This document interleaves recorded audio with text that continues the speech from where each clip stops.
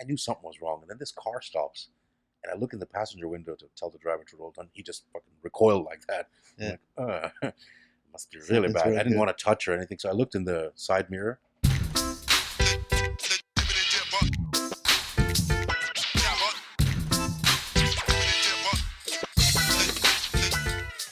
All right, guys, welcome to another episode. Don't forget to like and subscribe. Something will be coming up around here. Press it. Today, I know I've been off, but as you can see, I've been getting the new studio ready for you guys, and it's amazing if I do say so myself.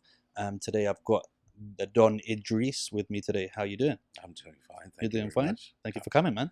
Thank you for having me. Thank you for blessing the new studio. The first guest in the new Am studio. I the first one? Yeah, of course. Am I christening the place? That's it. I mean, don't leave any marks or after you finish christening it. You know, wipe down really, after. Really, really nice. Yeah. So this is Majid Ahmed, Saudi street artist, and he's really cool, man. Done that up for us. Is there a theme to this, or is it just? It's abstract? a bit of it's abstract with a bit of with the whole Arab style and with the whole. Because that's a jellyfish. That is a jellyfish crossed with a mushroom. That's it. Yeah, the jellyfish, but it also has the Arab scarf in the tail. Oh wow! So keep it going. Very nice. One thing I want to know. Tell me. Don Idrees. Explain that to me. What do you need explaining? That's your actual name, Don Idrees. Well, it's not my real name. Okay. I mean, my real name is like 5 names long. Yeah, right. That would probably end up on several lists in they many airports. Yeah. So Don as a DON is just like, don't overuse names, which is good advice for most Filipino, and when most you say Arab cultures, most Mexicans. They have like Portuguese. They have like 8 names. Yeah. So just it's a simple acronym. But when you say, what do you mean when explaining it? Never in my wildest dreams would I have, imagined that it would have been something so cool, like don't underestimate names. Don't overuse. Yeah, don't overuse names. Yeah. It's like one name, a 3-letter word. It's simple, rolls off the tongue. I'm gonna change my name. Bob. 3. Yeah. What's Bob's gonna stand for? It's gonna stand. You for can't something. have a better name than Jibber Jabber. Come on, that's genius. It's true. It's true. I know it's Jibber with Jabber, but that's it, right? It's catchy. It's catchy, right? It works. Gets the whole British into it and all that stuff. Yeah, exactly. So where do you go from?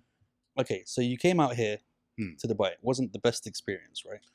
Well, see, here's the thing, right? I mean, I've moved all my life. I've been traveling since the age of 3. Circus? Refugee. No. I'm like, oh, sorry, man. No, my dad, he passed away in 2016. My dad was a current affairs and war journalist. Wow. So I was born in Cairo, and we left when I was 3. Wow. And we traveled a lot of places countries that were surrounded by war zones in the 80s and the early 90s. Yeah. But nobody wanted to actually go to the war zone. Yeah. So you're like next to the war zone. Yeah, exactly. Yeah. So he could cover what's going on without actually entering and risking. And it was great. I mean, we lived in some beautiful Arab countries, I would say. No, not even that. I mean, I grew up. I lived in Nigeria. I lived in England for a bit. Shout out Nigeria. Yeah. Pakistan. Wow. Iran. Back to Pakistan. A little bit in India, and then around the end of the 90s, my whole family moved to Belgium. Wow. Okay. I stayed back to finish my degree because I was on some scholarship thing, and then when I finished, I followed them in Belgium. Okay. The year was 2003, I believe, and then I remained there. Okay. I'm a Belgian citizen, actually. Although my father's Egyptian, my mother's former Yugoslavia. Your father's Egyptian? Yeah. So you speak Arabic? I speak the Egyptian Arabic. يعني نتكلم مصري يعني مش مشكلة خالص. شوي. يعني بمشي حالي. بمشي حالي شوي. Now I can see it. Now you can see. Oh, now you can see it. No, but I mean, I don't know if this is going to sound borderline racist, but mixed race. I mean, my kids, they're half Somali. No, they're quarter Somali, quarter English, quarter I don't get that Lebanese. quarter thing. That's not how genetics work. When you split, so their mum is Somali English, right, and I'm Lebanese. Okay. So it's very difficult to look at them and be like, oh, you're from this or you're from that. Racial ambiguity. Right. So you could have been from any 2 mixes of races, but now that you say Egyptian, I can see it so much. But you see, the thing is, only when I say it, right? Because the thing is, my dad looks very Egyptian. Yeah. Like he was from the south. So yeah. he's got the nose and the pharaoh look. Yeah. But my mom is blonde and blue-eyed. Yeah. She's like a proper Yeah. white woman, Yeah. right? Yeah. So then you get this. So most people assume Yeah. that, oh, he's got African blood and he's got a white people's blood. Yeah. Yeah. Métis, as they Yeah. call Yeah. it in Yeah. French. Yeah. You know, I'm like, okay, I let people believe whatever. Yeah. I don't tell Because it doesn't people. matter really, right? Yeah. No, because it's also fun to mess with their heads. Yeah. Like, Yeah. where are you from? Like, guess. I get that a lot. I mean, I think I inherently look Arabic, but a lot of people get shocked when I start speaking Arabic. You could be Maltese. I could. That's the thing. I could be some could be- Eastern European-y or some maybe I could be. Those a tracksuit pants, you Spaniard. could be very Italian. Yeah, right. I tried to get them tighter, but but apparently, like, this is about as tight as it goes. Yeah. Yeah. So you came to Dubai, I came to Dubai. promised all of the milk and honey and gold, and Yeah. Well, I mean, I came here. So look, moving to a new country is always difficult, right? Luckily, because of the traveling my brothers and I and my family had done, two things can happen when you move from country to country. Either you become a very lonely sort of child with depression because you have to change friends and change schools, all the cool kid that everybody wants to be friends with because they're different. Or you become the chameleon who you put in any environment and we just like. So luckily, my brothers and I had that. Yeah. But still, like, I moved to Dubai when I was like 38. 38? Yeah, it was 30. MashaAllah, the gods have been good to you. So 1 year ago, you came here. Only for 1 year, you've been here. Sure. Okay, thank you. No, dude, you do look young, dude. I'm not. How, wait. I'm 44 now. 44? No, you look good for 44. I guess it's a lot to do with the whole kind of Mediterranean blood. Training, Mediterranean blood, and keeping active and stuff. Because, I mean, I know I don't. Yeah, but we don't make it past 60, though. That's the thing. No, we will. We will, for sure. In Mediterranean. Because we have the vitamin D that they don't have in the UK and all that stuff. So, essentially what happened is I came here as an employee to work. I was meant to be managing an establishment. And I knew the owner. I was told I was being brought out to do this. But I don't really want to get into it. But it was very disappointing within a few months when you realize, okay, I'm not. No, it's not that. It's like I'm not able to do what you brought me out here to do. Yeah. So what am I here for? Plus, he was it was a very, very bad experience. You'll find that out on the Patreon when we put up the behind the scenes. The behind the scenes. No, I mean, like, in a way, I thought that whole experience was almost a mentorship for me. Yeah. Because everything that you shouldn't do in a business and every way you shouldn't treat people, I learned that from that experience. Exactly. Right? And sometimes there's a lot more value in knowing what not to do. Yeah. I'm like, okay, everything I've learned in the last 6 months, don't ever do that and you'll succeed. So in a way, it was great. So then it ended. I left. The plan was, I'm like, fuck this, I'm moving back to Belgium. But the problem with Belgium is there's a lot of security, but there's not a lot of opportunity. So my friends, they're like, no, you're not coming back because we know how you are when you're back here and we don't want to deal with that guy. Yeah, exactly. Yeah. Right? And my mom actually talked me out of it. She's like, look, you've hated everything because you hated the workplace you were in. So your work is most of your day. Yeah. Essentially. Yeah. If you're unhappy in your work, chances are then it's gonna the rest of the day is not going to be just bleed into your life. Exactly. Yeah. She's like, listen, not that I don't love you. Stay out there for a couple of months. See if there's another opportunity. See if you come up with an idea. If you don't like it, more than welcome to come back. And so I just took a little break and did some calculations. Turned out that if I flew for a week to Aruba and chilled for a while, took some time off, it was actually cheaper than if I stayed in Dubai here. So I did that, Aruba, Cyprus, and just, relaxed and came up with a couple of nice business ideas and came back, got my severance from the old place, and just hit the ground running. We started the first concierge service purely for health and fitness. Nice. This is December 2016, January 2017. Okay. And by the end of that year, we went from 5 clients to roughly 90. Wow. Okay. And the year after that, we went up to like 250. And this is full-on concierge, basically a Virtu phone for fitness. You tell us what you need. Yeah, it's very personal. Yeah, we have all the labs, all the things, and we kind of from X-rays to you need blood testing done. We send you a guy to your house. You want an X-ray done, we book it for you. You have one point of contact, and us with our network with our Yeah. partnerships with the physio clinics, with the hospitals. We Yeah, deal with everything for you. Yeah. And if there's any city it would have worked in, it would be Dubai, Yeah. because a concierge service exists for everything, except for Except that. for that, yeah. And we just hit that, and we did really, really well. But then after that, it's that Yeah. hunger. It's like what now? So we tried our hands at events, and turns out it's like I have a knack for. I just love producing, just doing things that other people don't. Yeah. I totally understand that. I think we did our first sort of semi-event, like it was a small event within the Dubai Muscle Show. In 2017 December. I think I was there in the trade center the first year. No, it wasn't the first. Oh, yes, first year was in the trade center. Yeah, because the year before was in Marina. Exactly. So my partner Mark, he did the one in the Marina, Dubai Strongest Man. 2017, we turned it into UAE Strongest Man. So where do you go from? Okay, we're doing the concierge, which is very specific. But that was self-running. Yeah. So now you were like, okay, now we need to. It had the staff and the system to operate on its own. It didn't need me to micromanage anything. And luckily, I've been able to, over the years, which is, I think, is a blessing, to get the right kind of staff. Yeah. Like right now, the staff we have, honestly, some of them, I don't know what they do. Yeah. And I don't care, because I know that they get the job done. Yeah. So that way, and I don't like if you have to micromanage somebody, then you've created more work for yourself. So I don't need you in the first place. If I have to do your job, So we've been very, very lucky like that. So anyway, went from there. I'm like, right, okay, we need to do this. But then from there, the megalomanic took over. I'm like, me with the little man Napoleon syndrome. I'm like, no, we need to do the biggest strongman show in the world. And then we put it together, I think maybe 8-10 months later. Because that was insane.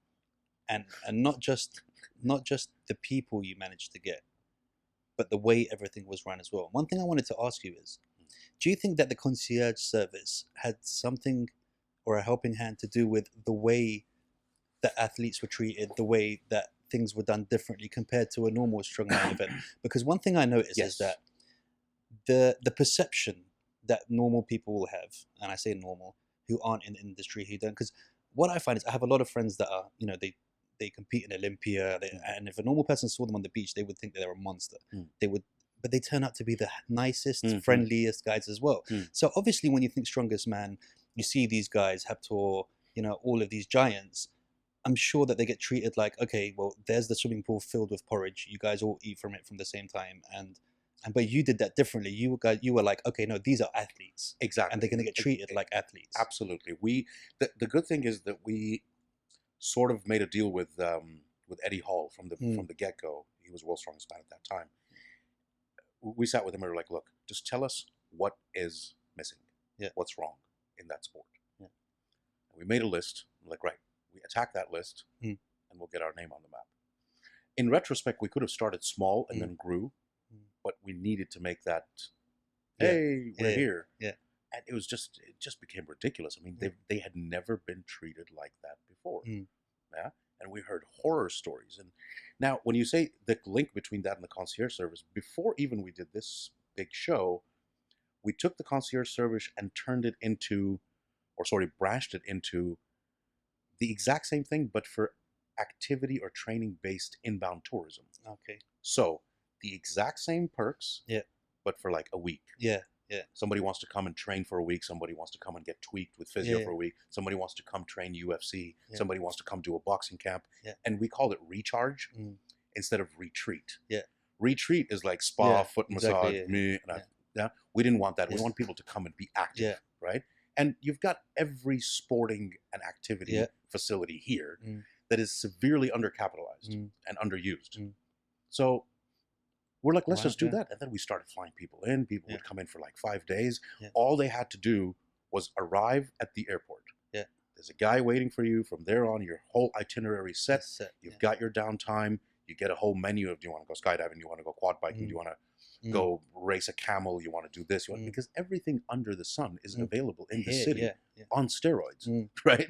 There's a bigger version of it. There's a more flamboyant version of it. So it's there. So you can, and we forget that people don't. Dubai is not something that you can explain to someone. You have to experience it. Some people like it, some people don't. But people can't fathom the concept of an indoor skiing range. Yeah. Example. Yeah. Or what the hell does the biggest aquarium in the world look like inside a mall? Yeah. Like you have to take into account that most people will believe what they see on Instagram or YouTube or whatever, but when they see it real, they're like, it's completely different. Yeah, because even if you're showing something, you know, they're walking around the marina bumping into exactly, because they show like Dubai Mall in an Instagram post. You're going to see that it's big, but you're not going to see that literally when Tom Hanks started running in Forrest Gump. It was around Dubai Mall. That's why he kept on running, because he was trying to find his car at the parking. The place is huge. I never go there. I can't go there. I get lost. I refuse. It's like I always get lost. Yeah, I'm not gonna do that to myself. When I know what I want. When I shop, I don't even try things on.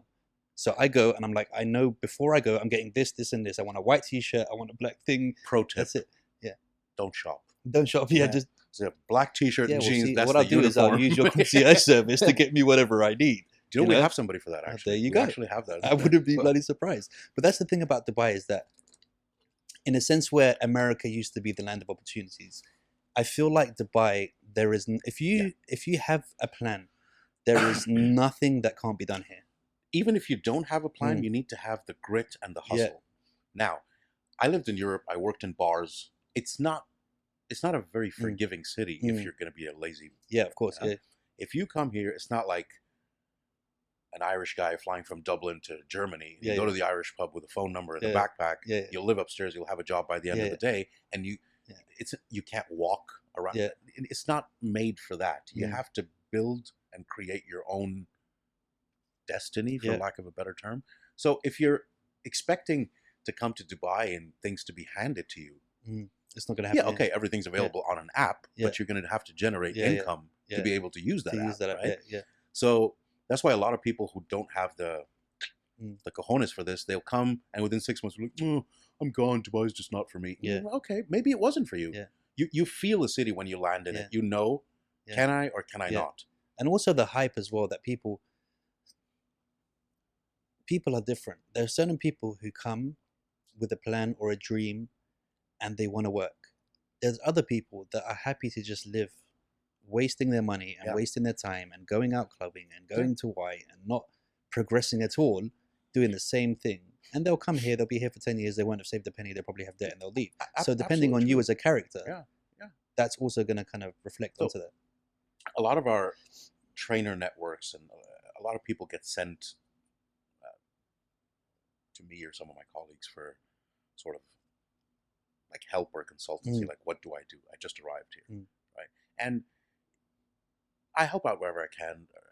We explain to them that, look, yes, there's a lot of income here. Yes, there's a lot of opportunity here. But remember, you can't have the shiny object syndrome because everything here is made to make you spend. Yeah. So if you suddenly decide, I'm going to buy this, which you don't actually need, you won't save a penny. Yeah.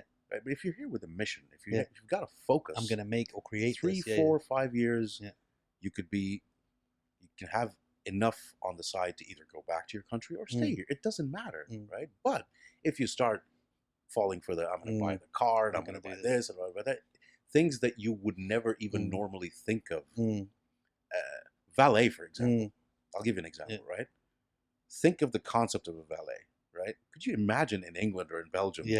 The laziness of it's like it's like I'm literally too lazy to park my own car. You give your keys to the street. But people get into the 2 or 3 years, and then you go back to Europe. You're like, oh shit, taxis cost a lot of this money. This is the thing. You tend to get spoiled. Taxis cost nothing here. Yeah, you tend to get spoiled here, and you forget. So I remember going back to the airport. So I'm in, I land in Heathrow Airport, and I'm just like, I go to one of the guys, and I'm like, hi, afternoon. Do you know where the trolleys are? And he went, there. And initially, normally that if you got in London, but when I was living in London, I would have been like, cool mate, and I would have got one. But initially, my Dubai mind came in, and I was like, do you know who I am? You mean there, sir? And let me go get it for you. Wait a second, and I'll bring that back. Then go, can we grab some tissues, please? Do you know what I mean? So it was like I was like, and then I had to reset in my mind and go, dude, what are you doing? Go and get your own trolley. Like, this is so weird. Yeah. And the airport taxi, instead of 100 dirhams costing you 100 euros, you're like, oh, shit. Because you forget, and it's a bit. Also, the thing is, when you arrive here and you start earning, it does look and feel like monopoly money. Yeah. Yeah. And the only way to save yourself is treat it exactly as a pound. Treat the 5 dirham as a 5 pound note. Would you spend that in the? I've done that sometimes where I've ordered a meal or something, and I stopped that straight. I cut that out, in the beginning where ordering. I was just the whole going out and buying stupid stuff that doesn't make sense, And I was just like, I just spent £200 on a tiny little meal that I would, in my wildest dreams, would never have spent that. I would have walked into there, looked at the menu, and gone, "Sorry, mate, I'll be back in a minute. I left something in my car." I just walked away. Like I would never have done that. But here, you just spend it like it's nothing, and you don't even think. What the fuck is a gluten-free rice caviar liver pate with some pizza with a guy who who's needs sprinkling salt off his hair on his arm onto your meat? It's like I don't know. So I mean, and since then it's just kept growing and growing, and we started dipping into other.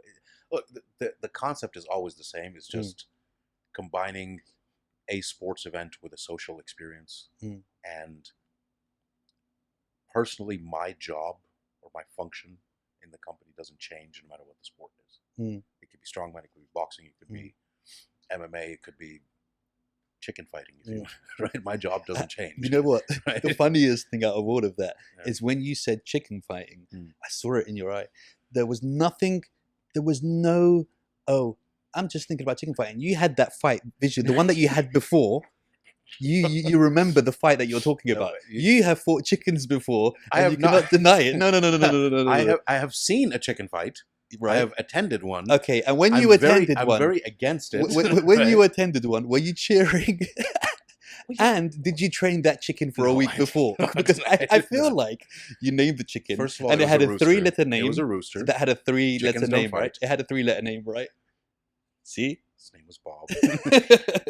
No, it's because I was kind of wondering, because I don't know who's going to watch this podcast, and people get offended a lot these days. Nah, I would never do a chicken. So I'm like, should I say it? I mean, I wouldn't train chickens. I mean, if you do what you do, if you enjoy training, I mean, first of all, you should have gone straight for roosters. Making chickens fight is, I think, worse because they don't want to fight. Roosters have it in them. They're pretty. You're trying to take someone. Can you imagine 2 chickens that just like, I don't want they're to. always paranoid. Yeah. But I mean, I know some guys like that as well. Same thing when they're walking in the gym. So when you first got it together and you were like, and you looked at that roster and you were like, wow, I managed to get all the names here. How did that feel when you were like, oh, were you always like, nah, this is going to happen? Or were you just like, I managed to actually pull something? Nah, you always knew. No, it's not about always knew. It just doesn't hit you like that. Because you're so, you can't put it into context unless you see it from an outsider's perspective. Okay. Right? So even till today, you still don't look at it as like, from a personal perspective. I mean, as a company, I can look at it and say, wow, our company is great. Very well known, very profitable, very lucrative, whatever. But from a personal perspective, I never, not that I don't allow myself, I just never see like, oh man, you did a good job. And like when other people say it, my first reaction is almost like kind of aggression. I was supposed to. No, it was like, what are you talking about? No, it just didn't go as it was planned. Yeah. So my team actually knows, and my colleagues and my partners, when we execute a show, there's a 24 to 48 hour period where they know now never to ask me, how do you think that went? Because I hate everything. I hate everything. I always say, this was fucking shit. This went wrong, because that's all I can see. If whose idea was it to give Eddie Hall bright pink fluorescent straps for his deadlift? That would actually be a great idea. Because while everybody's enjoying themselves, right? If there's one thing that goes wrong, that's all I see. I still see it today, right? After years and years, and I'm like, fuck, that piece of music didn't go with this. Or that. He missed a cue there. He missed a cue there. And after every show, just literally, if it was a script, you just tear it apart and you start from zero again. Because if you're not doing equal to or better than year by year by year, then just fucking quit. But we're in the wrong business. Yeah, but this is the funny thing. So I mean, I had Nick on for an episode in the beginning, and Nick Blair. Nick Blair. Okay. So we were talking about the first Trade Center one, and being the person, obviously, like yourselves, who's behind the scenes, you see all this mistake. But somebody who's not, it's like the most amazing event, and they're not even noticing these That's little the trick, things. isn't it? Yeah, That's the trick. Is it? they don't realize the mayhem that's going the on. swan effect. Yeah, is yeah, that yeah. You see the swan Yeah. majestically floating, yeah, but underneath the water is fucking going Yeah, bananas. Right? yeah. That's what a show usually is. Yeah, I'm not saying that we're special. That's how all the Mm. shows are. Like people are running around like their hair's on fire. Yeah, yeah. It's messy. Everybody's Yeah. crying. It's a very, very, and it always feels like this is it. This is the end of the world. Mm. While the customer, if you're doing your job right, Mm. the viewer, the customer, They won't whatever it even is, notice a thing like, wrong. oh my God, Yeah. that was impressive. And you're like, Did you ever have a reverse swan moment where on both sides, above the water and below the water, it was just like flapping, and you were like, "Oh shit, this one didn't work." I'm trying to think. In any other event or anything like that? No. Not.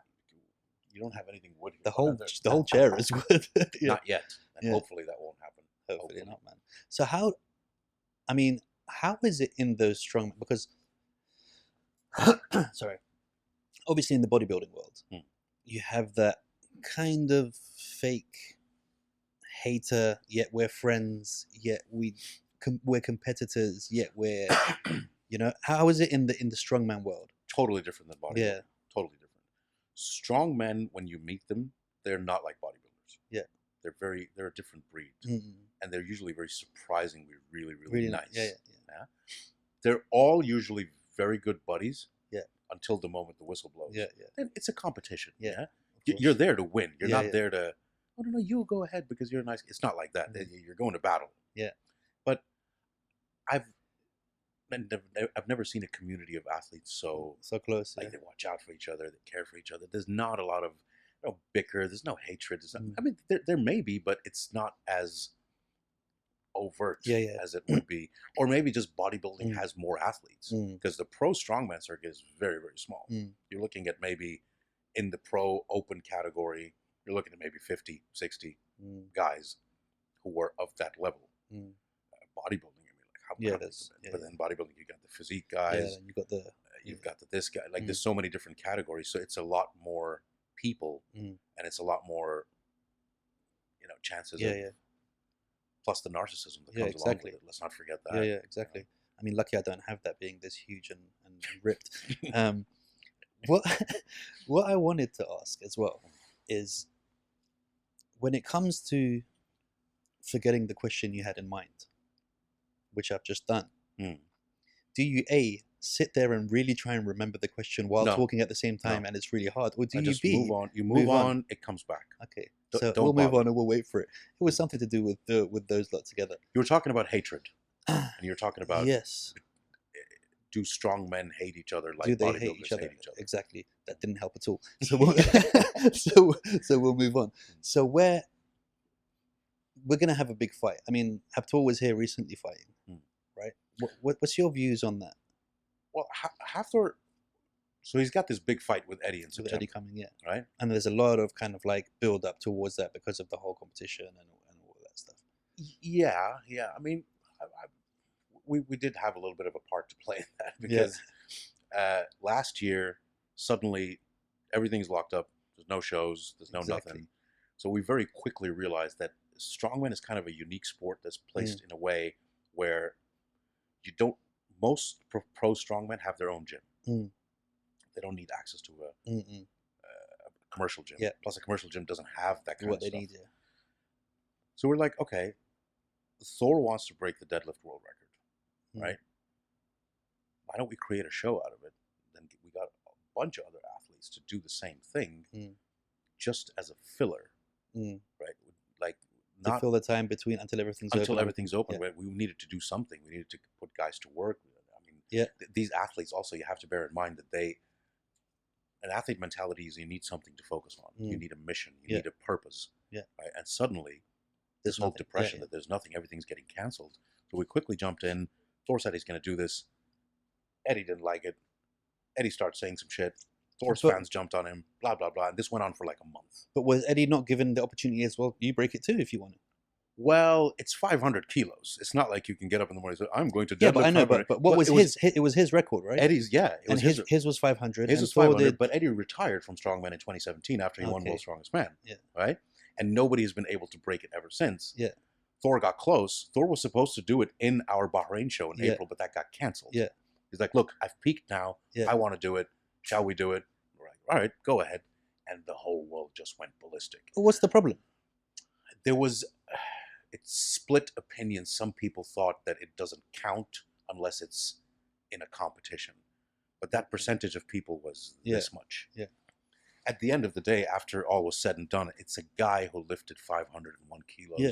You saw the weights being, the plates being weighed live on TV. After that, nobody gave a shit. Just a few fanboys here bickering here and there. But I mean, surely, Eddie, if he really had that much of a problem with it, he could have put 501.5 and lifted that and then just got on with it. Nah, he wouldn't have been able to do that. He almost died pulling the first 500. Oh, really? Man. It's half a ton, easy. man. Do you know what the funniest thing is? I've seen these videos on YouTube where there are people deadlifting and they're literally lifting up and projectile vomiting at the same time. They literally have tops in front of them, like tops, just catching all the vomit. No, it's a massive feat of strength. You can't just... It's crazy, right? You can't just... I mean, so they already had that hatred from 2017, and then this made it worse, but we got a TV deal out of it. So we ended up doing 18 episodes of this Feats of Strength thing every week, which was a nightmare because you're working in a different country, different places, different camera crew, and you're editing in the week, you're commentating. There's a commentator from the UK, commentator from here, the referees in Lithuania. You have to patch all that in. I was going to say, how do you make sure that the referees aren't... Well, we had a strongman legend to be our official referee, and he did not give anybody a pass at all. It was challenging because it was the first time it was ever done, but it worked, and very proudly, I think even ESPN told us that between the dates of May 2nd until July 4th, July 5th, strongman was the only live sport on planet Earth. Wow. There was nothing else going on. Wow. So when the whole deadlift thing happened on May 2nd, and they're right out in the after lift interview, Thor called Eddie out. And he was like, right, we're going to do this this year. It just went ridiculous. What were you thinking at the time? Were you just like, all right, let's do this? Or were you just like, what the hell's going on here? I bet you were there behind holding two chickens. Like, I'm going to pause training my chickens for a second. I'm not going to say anything, but I was like, all right, well, that went well. Yeah. And then just that was 2020 for us. It just flew by like that. Well, why Vegas? Why not here again? Well, the thing, Vegas is kind of like fight mecca. Of course. If you want to fight that big, and if you want a decent big undercard. But America's also a bit rough now with this whole people flying and traveling and all that. Well, today, but remember, the fight's not until September 18th. Right? Oh, you think this virus is not going to last for another 10 years, right? No. I'm not saying that. But you see, what 2020 has taught us is always plan for the worst case scenario. So we know that at the end of the day, if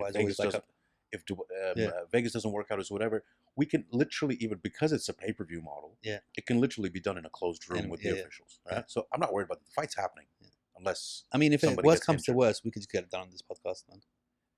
There's enough space. Well, actually, there isn't even enough space to have them in the room. Cafeteria you showed me earlier, maybe. But you know what I mean. I mean, like, we're able to do it, especially here or in Abu Dhabi or whatever, because we know we can create that bubble if need be.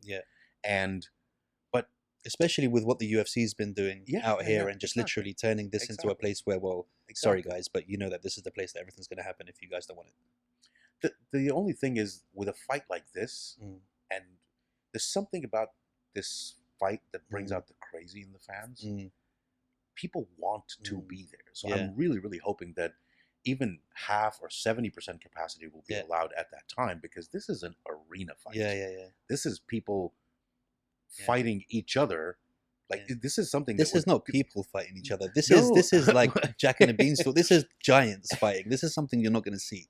Correct. Probably again. But it's also because they have such diehard fans. I wouldn't be surprised if fights would break out in the crowd. We're not saying that. Don't let Vegas see that. Yeah.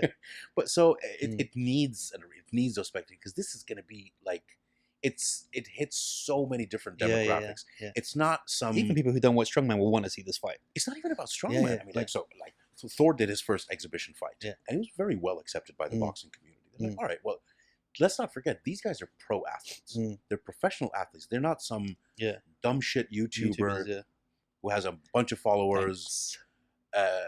Like, I'm gonna call out this guy. Calling out random people as well. They're ruining it, but you know what? They're making money. Great for them. But that is not what we're gonna do. That is not what we're gonna do. Our USP is professional athletes who are at the top of their game, temporarily or permanently transitioning into boxing, and it's kind of interesting to see what training with another sport can do to you them. As a boxer. Okay, and it's all going to be pro boxing rules. It's not a joke. It's not a I'll have a go. It's not a pub fight. It's not a slap contest. And it's definitely not a circus act. Right? 18 months of training, whatever can be done. And they're training hard. They're not, or I'll just get in the ring and we'll see what happens. They're training as per pro boxing rules. Also with pro athletes, nobody wants to be embarrassed.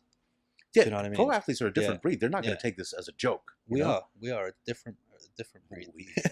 Different breed. And I mean, this would be a great time to also, the only thank Don for the 2 Vegas tickets that he's giving as a giveaway. Just subscribe and we'll send you right over to Vegas to watch that fight along with me, who's also going to be there. I'm going to be there. Right We're actually something for your people. We're going to be running sort of like a lottery for an all expense paid trip to Vegas. Nice. Next month, I believe. There you go. Right, and if they don't win, they will have still subscribed to the pay per view. So there you go. It's a win-win. So it's a win-win. I mean, How's that for a shameless plug? I'm going to be there, right? How's that for a shameless plug? Oh, this is all shame. This whole podcast, from all of my episodes, it's all shame. To correct you about what you were saying about us as athletes, the only thing athletic about me is my foot, maybe.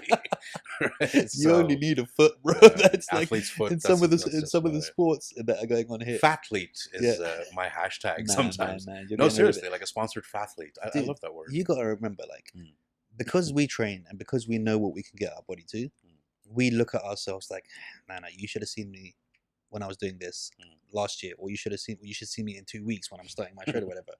But you're still in better shape than 90% of the men in the world. Do you know what I mean? You tend to forget that because it's normal to you, just like you said, from outside you don't see it. That's very judgmental of you. You don't know the state of me. I know. I can. You haven't seen me. You haven't seen me climbing stairs. It's not the prettiest. Yeah. Well, we can fix that.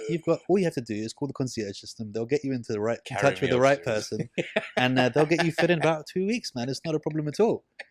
Okay. Do you know a guy? I do know a guy, and he has a specific person for each kind of thing that you want to do. A guy for a guy. So you can't be, and this is something that I try to explain to people, and I'm sure you agree with me. Strongman is not something you can pick up. You are born with the genetics and the makeup to be a strongman. Like, we are never. Yes and no. You cannot be 6'9" and you'd have to have some genetic predisposition to reach that level. But you'd still need dinosaur bones. No, not necessarily, because now Strongman is growing in so much popularity that there's now under 105 category, there's 90 kilo category. But the main original category, I'm talking about the original, like right now, Magnuson. That you'd have to have some kind of. This is what I'm saying. You can't grow bones. No, I mean exactly. So I know strong people, like my friend Wes. You probably know Wes. Wesley DePass. He looks like a normal, tall, well in shape guy. But when I see him squat and lift things, I'm like, you're not normal, dude. Yeah. Do you know what I mean? And I was telling my wife the other day. So we were in the playground. And my kids are 3 years old, and this other 3-year-old comes, same height as me, same muscle mass, blonde, long hair. I know his name was Magnus. Like, do you know what I mean? And I just looked at him and I was like, yeah, something's not right about you. You're 3 years old and you're a giant. Like, he literally was, but you could tell he was going to be a monster, a beast. The Viking blood. Yeah, he had that. He had that in him. That I was like, yeah, boys, just make friends with him and get on the right side of him. Like, I think it's there in you. It is like to become like that elite level. But strongman training itself is just so effective, because essentially what it is, it's stuff that you do day to day, multiplied in weight. Yeah, like a farmer's carry is exactly the same as you carrying 2 heavy shopping bags. yeah, of course, like there's not every day that you'd have to do something like an Atlas stone, but it's just basically awkward objects.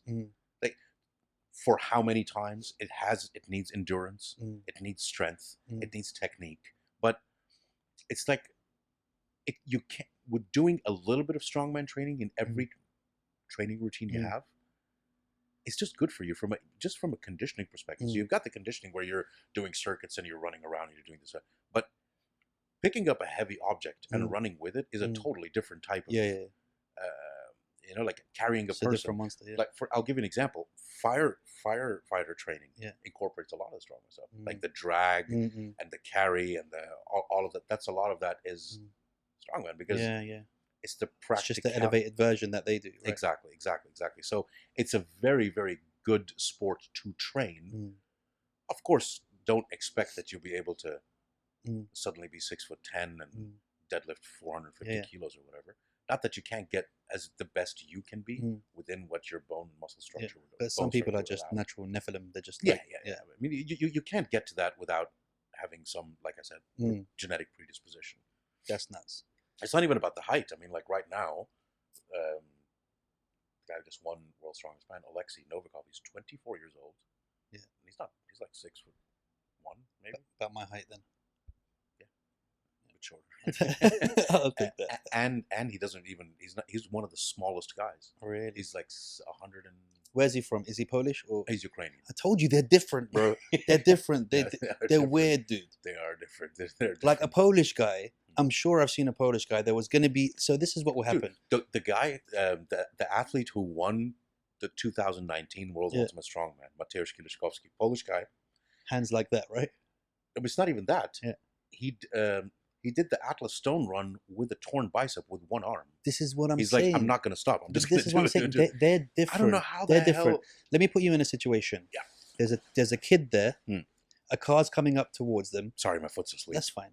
Me and you would run, grab the kid, and keep running and roll out the way. Now, a Polish guy would stop the car with his hand and go, and then he'd say to the driver, "Why you drive so fast?"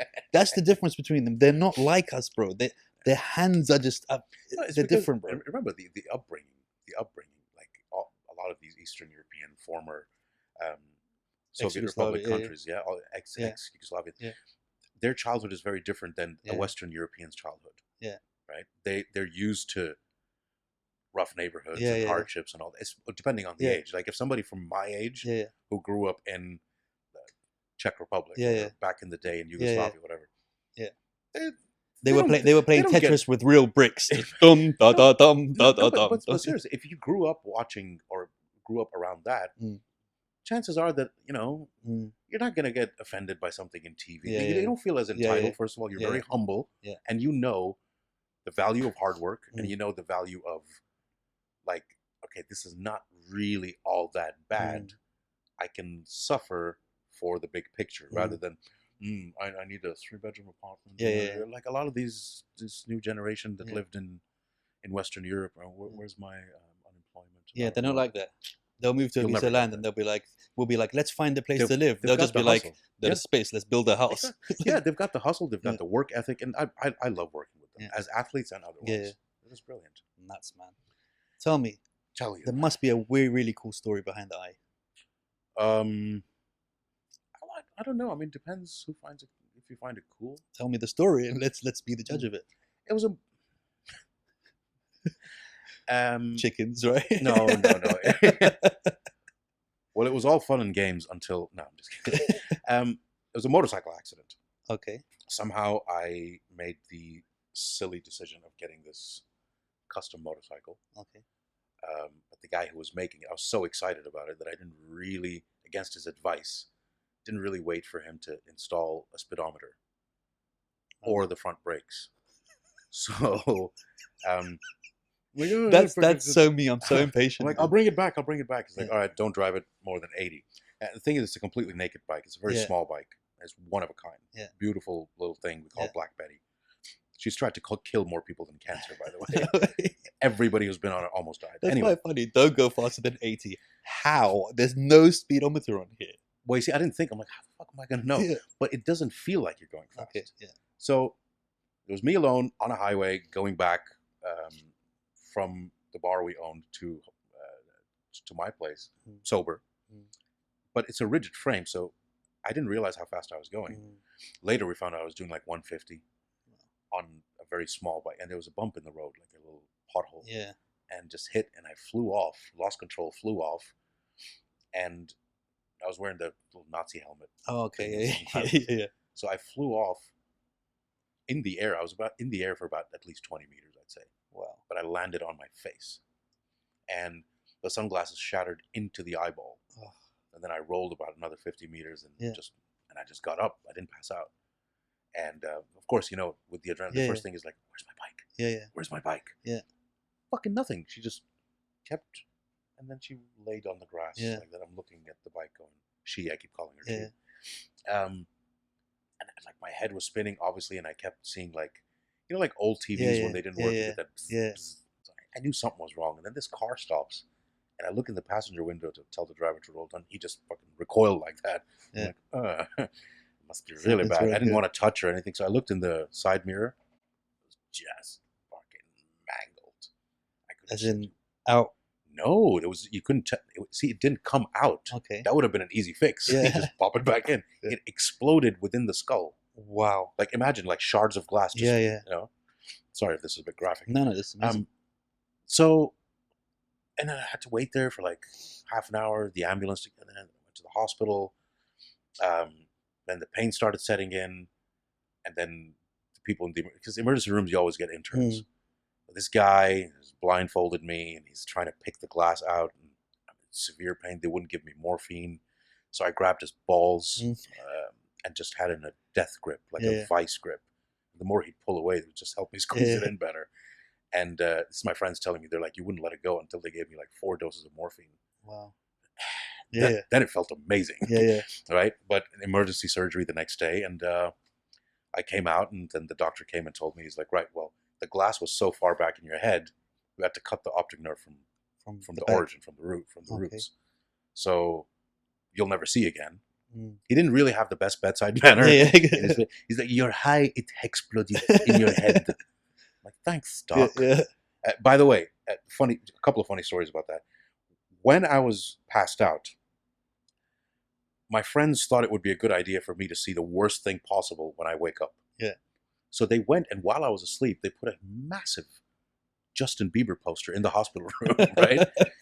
Going like that, and you say, "Get well soon, bae." Yeah. So when I woke up, that's the first thing I saw. And I was just like, "What the fuck?" I didn't even think. So, and then suddenly, like, my friends were over, my family, and started making pirate jokes. People are drawing dicks on the patch. This is before the doctor arrived, right? I woke up to show me a mirror, and there's like this big bandage. They've drawn like little penises on it. That's the kind of friends I have.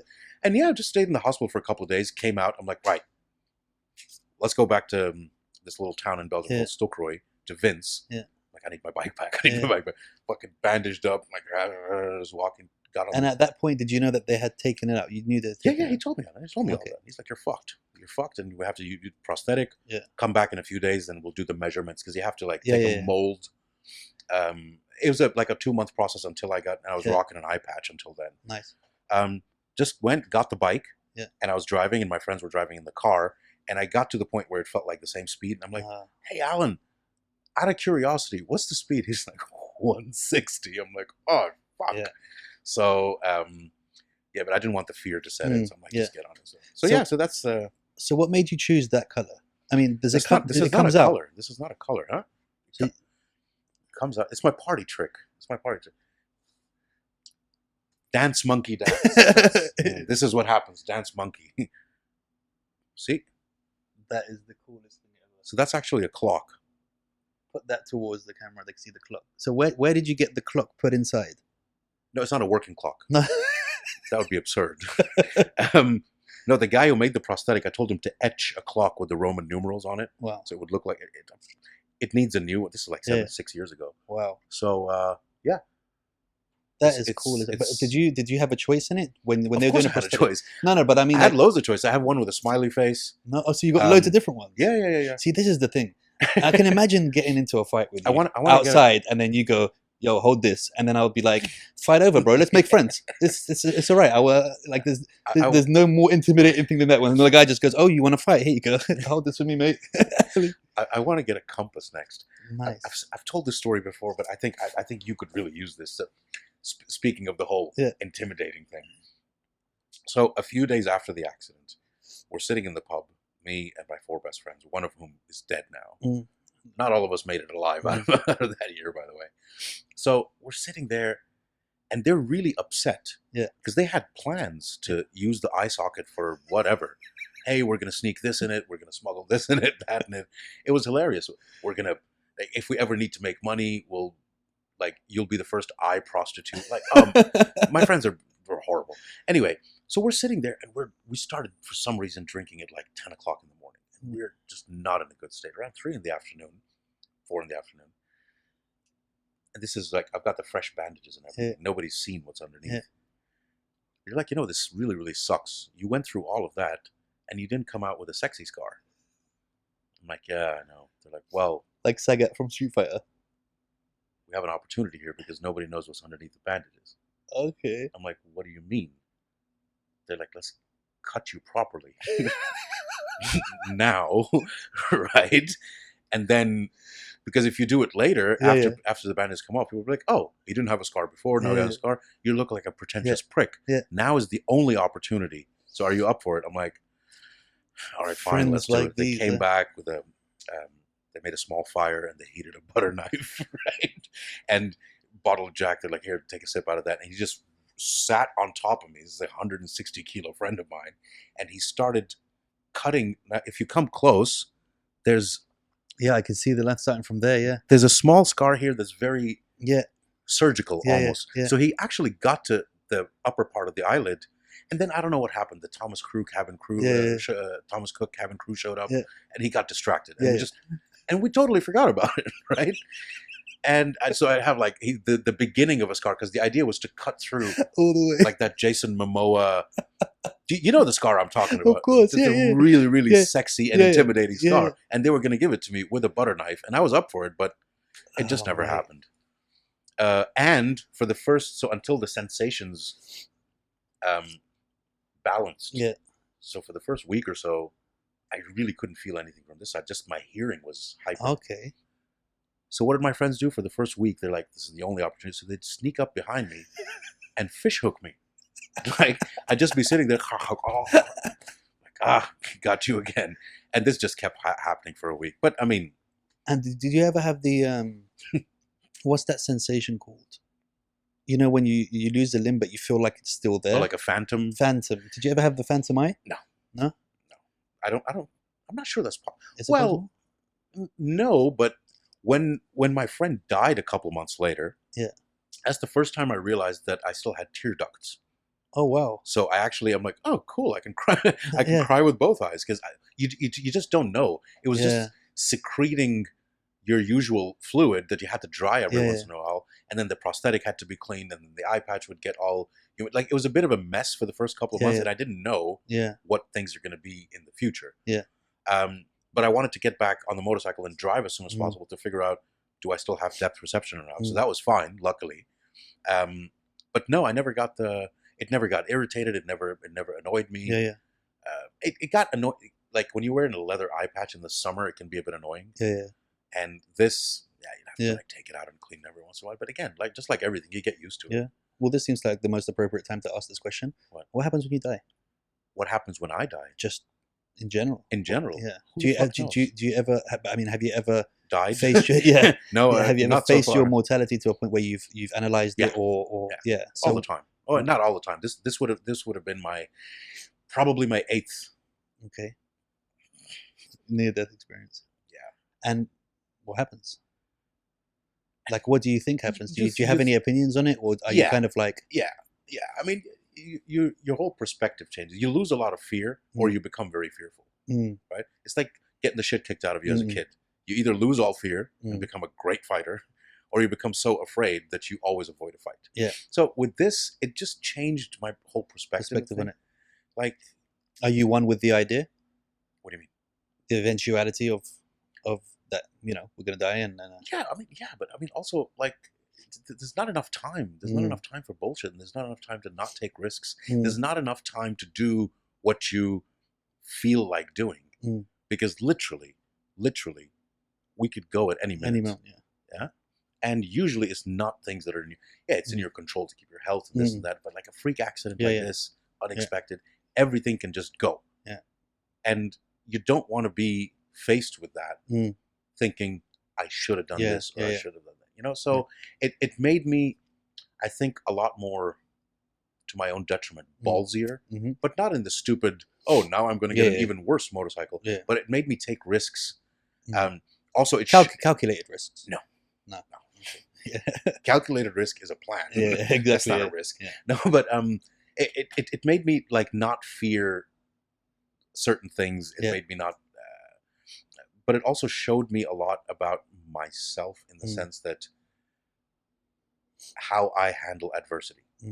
So what happens? That click moment in your opinion now? You figure out how to make an opportunity out of it, and you milk it. But I mean, is there now? Okay, now electricity dead. Is there an afterlife? Is there a period in between, or is it just darkness? I don't know. You don't know. You have no. I don't know. Opinion on it. No. No. Nice. I'd probably have to smoke some shit heavily to start getting into that. But I know, because it's really interesting, because that's the question I ask towards the end of every episode, and it's really interesting to see people's different opinions and all that stuff.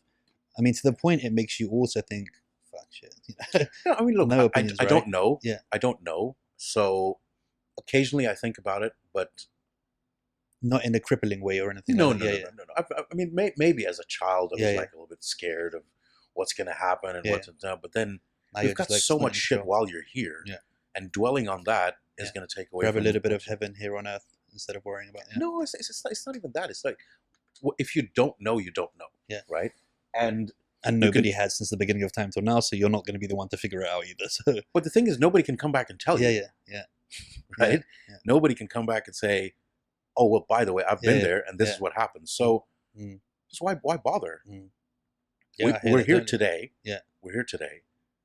Yeah. We have problems to deal with today. We have a life to deal with today.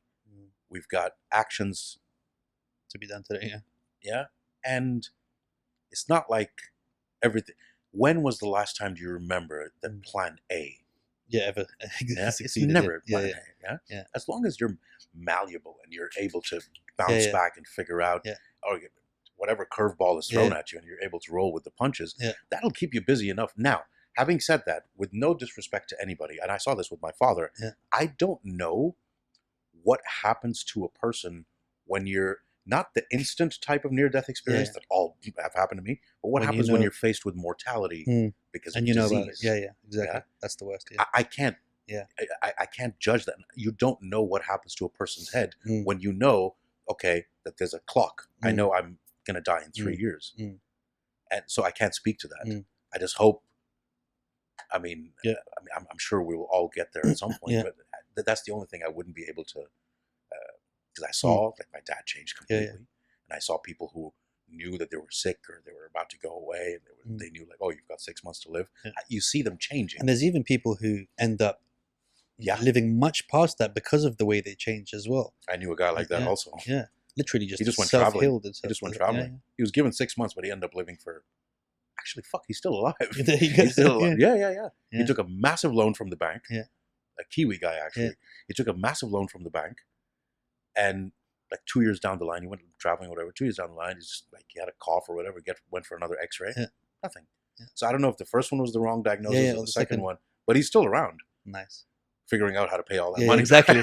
Exactly. So what does the future hold for the show now? How do we go from here? Bigger and better. This is the first year where we're actually, I wouldn't say franchising. Is the franchise the right word? I don't know what the right word for it is, but exporting. So China as well, right? China and Bahrain. No, China didn't really work out the way we wanted it to at the moment. Potentially in the future. Those anal swabs, mate. Just nobody wants to go and lift anything there. At the moment, next month is Bahrain. They're hosting it for the first time. April, we're either planning to do it in so this year is going to be multiple shows, either in Abu Dhabi or in Dubai. We'll see. But then September, one night before the fight, we're going to do another World's Ultimate Strongman show in Vegas. Nice. And we've been itching to do a World's Ultimate Strong Woman as well. Nice. So that'll be the launch of that. So we've got 3 shows lined up this year from a strongman perspective, and then a smattering of other little local shows. Depending also on what happens with the situation. Yeah. If it goes back into full lockdown, we have a format that we did last year that we can always use again. Yeah. The whole feats of strength thing. Yeah. Or we'll figure out some kind of a closed door, no spectator, made for live stream, made for TV, which could actually work a lot in that kind of strongman thing. It can very easily, because you don't need a lot of space. You just have to be able to figure out how to create that bubble and keep it safe. We have all the formulas. Just if you can have a crowd, then why not? If you can't, then we could always work planning for the worst case. And if it can work in the worst case scenario, anything after that is an improvement. So we always 2020 has taught us to plan for the worst as much as possible. What's the website for them if they want to stream these things? So it's our live streaming platform that has combat and strongman content, and it's the one that's going to have Eddie and Thor's fight, and we're acquiring a lot more content to put it up there. We just revamped it, and now the back end of it is run by the same engine that runs UFC Fight Pass, WWE, all of that. So the easiest way to do coresports.world, or for easy app.coresports.tv. Cool. I'll have them up in the link. There's a free option, and there's a yearly subscription for like $14 a year. Right? And you get a load of stuff with it. But the free option, you get to see all the strongman shows and everything. Amazing. It's pretty decent. It's pretty decent. So I can't wait. I actually can't wait to be there in Vegas on my free ticket that Don is going to get me. Dude, it's been emotional as ever. Thank you. Thank you so much for having me. I think, obviously, time. You're going to watch this and edit out some inappropriate bits, right? No, nothing gets edited from here. Not even the beginning bit when you had your shirt off. I don't know why you were standing on the table, but we'll leave that in there. Oh, I was hoping to get paid for this. Exactly. You will get paid, just not cash in chickens. Strong fighting chickens. Strong chickens. But dude, it's been a pleasure. Thank you so much for coming. And what a guest to have as the first guest on the show. And many, many more things to come in the future. And I think a little game of pool will go a long way now. Sure. Brilliant. Let's do it.